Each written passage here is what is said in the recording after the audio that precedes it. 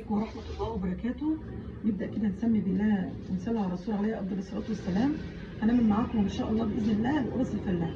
هنعمل شوية بيقول عليه المنيه، هنعمله بالعجوة.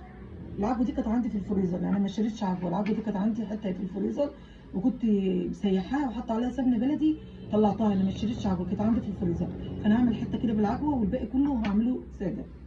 معانا ايه الوقت؟ هنحطه كده كله مع بعض. مكان السمسم انا حطيت ينسون، يعني في سمسم عايزه تحطي ينسون، عايزه تحطي شمر، اللي يريحك بالنكهه اللي انت تحبيها حطيها في القرص الفلاحي. ومعانا طبعا ريحه الكحك. معانا 3 كوبايات، كوبايه سمنه وزيت على بعض، وكوبايتين زيت نظيف، لازم يكون زيت نظيف. طبعا السمسم وحبه البركه دي ده اختياري، يعني براحتك. انا هعمل في المنيه هحط فيه عليه شويه سمسم وحبه البركه، دول كانوا عندي، انا ما جبتهمش برضه، كانوا عندي قلت ازوق بيهم كده. المنيه احط عليهم كده من فوق الوش السمسم وحبه البركه. هنعمل معانا ايه دلوقتي ان شاء الله؟ دلوقتي هنعمله مع بعض. اول حاجه هندوب الخميره معاكم في شويه ميه دافيه كده، نعمل تيست كده للخميره ونشوفها.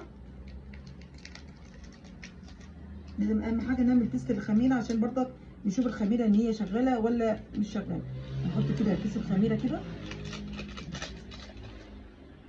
ذره الملح هنا هنحطها الاول هنا على الدقيق عشان اخد بس المعلقه ايه، اقلب بيها الخميره واسيبها شويه لما تتفاعل. طبعا ميه الخميره دي ميه دافيانه،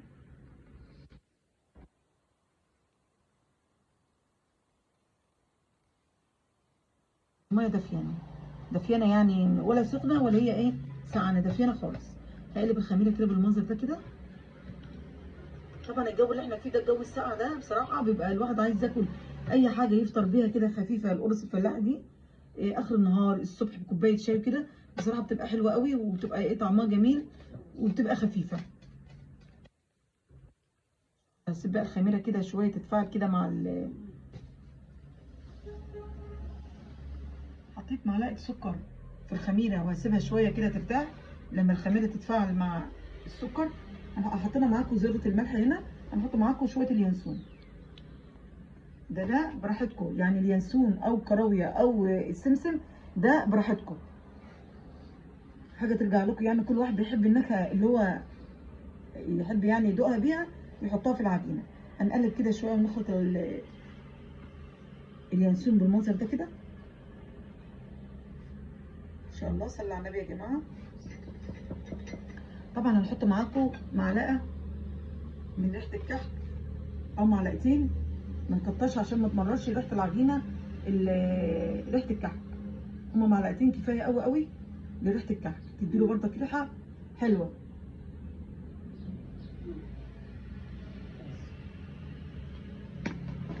هنقلب كل ده برضك كده ما شاء الله بالمنظر ده. طبعا الدقيق ده منخول معانا كويس جدا، ده 2 كيلو دقيق منخولين حلو قوي اكتر من مره، عشان طبعا بيعمل طراوه للفطير وبيخليه هاشش كده وحلو. قلبنا ما شاء الله ريحه الكحك بالمنظر ده، ريحتها حلوه قوي. ما تنسوش ذره الملح طبعا ما شاء الله. هنحط معاكم ايه دلوقتي؟ هنحط معاكم دلوقتي الزيت ان شاء الله. هناخد كل المكونات كلها مع بعض ورا بعض كده كلها. كوبايه السمنه دي معاها شويه زيت ان شاء الله. هنطلع كل السمنه كده اللي في الكوبايه، مش هنسيب حاجه فيها.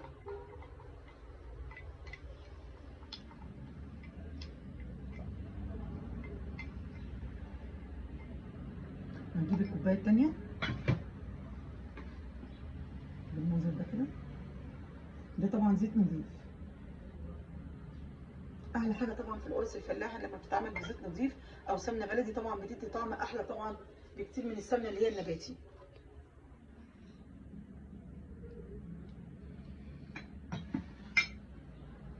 طبعا هنقلب كله كده مع بعض ان شاء الله. طبعا هنعجن بلبن وهنعجن بردك بميه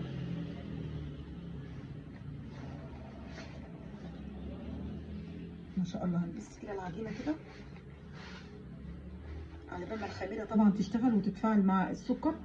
هنبس العجينه كده اهو.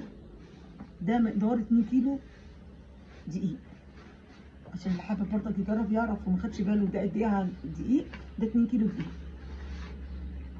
هنبص كده السمنه كده كويس قوي مع الدقيق بالمنظر ده كده.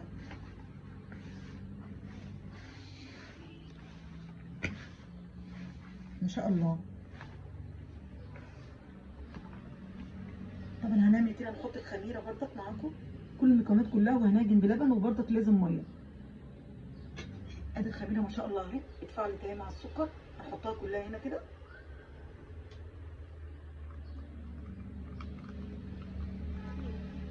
مش هنسيب اي حاجه برضك في الخميره عشان تبقى مظبوطه معانا. في ناس بتحط بيكنج باودر في العجينه، وفي ناس بتحط خميره. بصراحه انا يعني كنت بحط الاول بيكنج باودر، بس مش هحط بيكنج باودر، انا هحط دلوقتي خميره. هجرب الخميره معاكم دلوقتي تحت دلوقتي هيبقى تبقى عامله ازاي. لو حلوه يبقى انا على طول هعمل معاكم الخميره في المعجنات بتاعتي الفطير، مش هحط بيكنج باودر، لان يعني كنت الاول بجرب بيكنج باودر. المره دي هجرب الخميره بس. ما شاء الله. هنحط اللبن معاكم ونعجن. بسم الله ما شاء الله. بسم الله الرحمن الرحيم.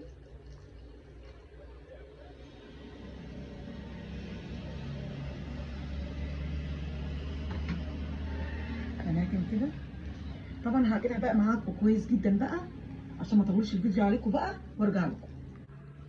ما شاء الله خلصنا العجينه وعجناها حلو جدا، بقت ما شاء الله ملمسها طري كده وحلو قوي ما شاء الله. هنسيبها بقى ترتاح شويه كده، وهنقرصها بقى معاكم في الصواني. هسيبها ترتاح بس كده شويه عشان تبقى حلوه كده معانا واحنا بنقرصها. وهنعمل حبه بالعجوه، هنسيبها بس ترتاح شويه كده، ولما ترتاح بقى شويه هرجع اوريكم بقى الاقراص هعملها ازاي في الصينيه، وهعمل شويه منيه بالعجوه وهوريكم. الله العجينه ارتاحت. شو بقى عامله ازاي ما شاء الله، عامله سفنج خالص ازاي، وطريه ما شاء الله ازاي، طريه جدا خالص ما شاء الله. طريه يعني سيبناها ترتاح بقت ما شاء الله، بقت بالمنظر ده. طبعا احنا هنكورها بقى معاكم كده ما شاء الله. هنكورها كده بقى، وهنعملها بقى في الصواني كده اهو، وهنعمل المانيه، وهوريكم كل حاجه بالتفصيل ما شاء الله. احنا هنفرد دي كده ما شاء الله، نعملها كده اهو بالمنظر ده كده. هنعملها قرص فلاح. طبعا انتوا عارفين قرص الفلاح انا مش عايزه اكبرها قوي عشان هي ممكن برضك هتكبر شويه ايه في الصاج ما شاء الله. يبقى حجمها كده بس ما شاء الله كده، مش عايزه اكبر اكتر من كده، لان ممكن ايه هتتساب شويه برضك هتتقل وهتكبر ما شاء الله اهو. هنحطها في الصينيه. الصينيه مش مدهونه اي حاجه، الصينيه مش مدهونه اي حاجه. هنبططها كده ما شاء الله كده اهو بالمنظر ده كده اهو.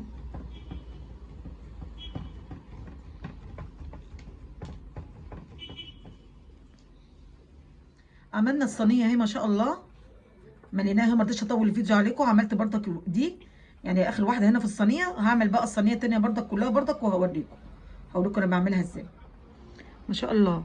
الكميه اهي، لسه في تاني طبعا، بس انا بوريكم بس اللي انا خلصته ما شاء الله اهو. 3 صواني دول انا خلصتهم، لسه ما شاء الله ربنا يبارك ما شاء الله. لسه في عجينه برضك متبقيه اهي. كل صينيه لازم اجيب الشوكه واخرم الفطير كده، او القرص اللي انتوا حابين تقولوا عليه قولوه. في ناس بتقول قرص وفي ناس بتقول فطير. انا خرمت كده بالشوكه عشان ما يعلاش معايا كده ويقب زي مثلا العيش. جبت شوكه كده معاكم وقعدت اخرم الفطير كده اهو، او القرص بالمنظر ده. حبيت بس برضه اوريه لكم قبل ما احطه في الفرن ان انا عملته بالمنظر ده عشان تعملوه ما تنسوش حاجه زي كده. ادي المانيه اللي بيقولوا عليه المانيه. حطيت العجينه كده في النص وبططتها كده حلوه كده ما شاء الله. هنجيبها كده بقى بالمنظر ده كده،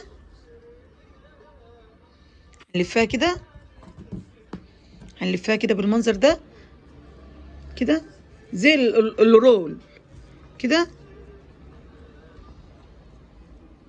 كده، زي اللي هي ايه اللي تلاقوها كده صوابع كده جاهزه بره. احنا هنعملها كده ما شاء الله كده اهو كده اهو ما شاء الله. هتبقى كده اهي، والعجوه كده فيها كده اهو ما شاء الله عشان ما تتحرقش. هنبططها حلو كده اهي كده اهو، الجنب التاني كده زيها اهو. هنقطعها بقى بالسكينه، هنقطعها بقى حتت كده اهي. حط عليها سمسم، لسه هحط عليها سمسم وحبه البركه اهي ما شاء الله. عامله ازاي زي اللي بره اللي احنا بنجيبها بالظبط. العجوه جواها اهي، وانا مطخنه العجينه شويه عشان ايه العجوه ما تتحرقش بالمنظر ده كده اهي. هقطعها كده اهي، اهي كده ان شاء الله. صلوا على النبي يا جماعه. اهي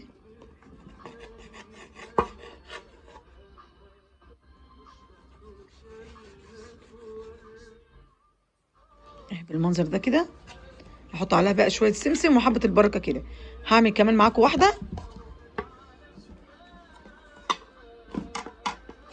هعمل كمان واحده معاكم بالمنظر ده اهي.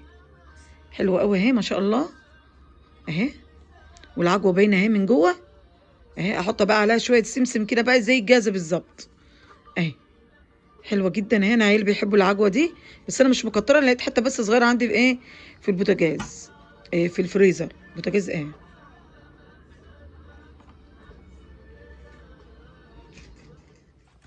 ما شاء الله. انا خلصت ده، جبت معلقه سمنه بلدي كده، قلت ايه ادهنهم كده بالمنظر ده كده عشان احط عليهم السمسم.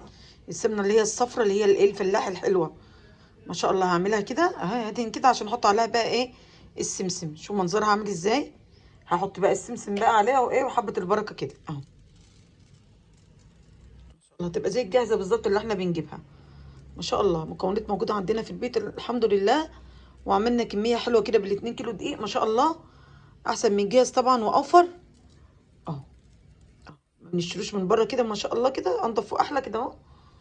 ما شاء الله حلوه قوي. ايوه كده بس هيبقى كده معانا. حبيت بس برضه اوريه لكم قبل ما احطه في الفرن ان انا عملته ازاي. شكله حلو جدا. شوف بقى الفرن بقى والقرص الفلاحي في الفرن شكلها بقى عامل ازاي واوريها لكم. ما شاء الله خلصنا معاكم الفطير الحلو ما شاء الله، والقرص اللي باللبن ما شاء الله، والمنيه اللي بالعجوه ما شاء الله. شوفي شكله جميل ازاي. خلصنا الكميه الحلوه دي بسم الله ما شاء الله اللهم بارك. ما شاء الله كميه حلوه بالاتنين كيلو دقيق ما شاء الله. كميه حلوه جدا، شكله جميل كده ويفتح النفس ما شاء الله. شوفوا الاتنين كيلو عملوا قد ايه. عملوا كميه حلوه قوي ما شاء الله. جميل كده وحلو، والعجوه طريه اهي ما شاء الله. ما شاء الله شكله كده جميل وحلو قوي، احلى من الجاهز طبعا ما شاء الله. كميه حلوه فعلا. الحاجات طبعا غاليه بره في السوق، طبعا مش هتطلع بالنظافه والجمال والحلاوه دي. طبعا بقى ما تنسوش بقى تشاركوني وتعملوا لي لايكات. انا بفرح كتير جدا بالتعليقات الحلوه بتاعتكم، بتفرحني جدا. يا ريت بقى لو وصلت لحد كده بقى في الفيديو وما اشتركتيش بقى في القناه، يا ريت تشتركي عشان ان شاء الله القناه تكبر بيكم باذن الله.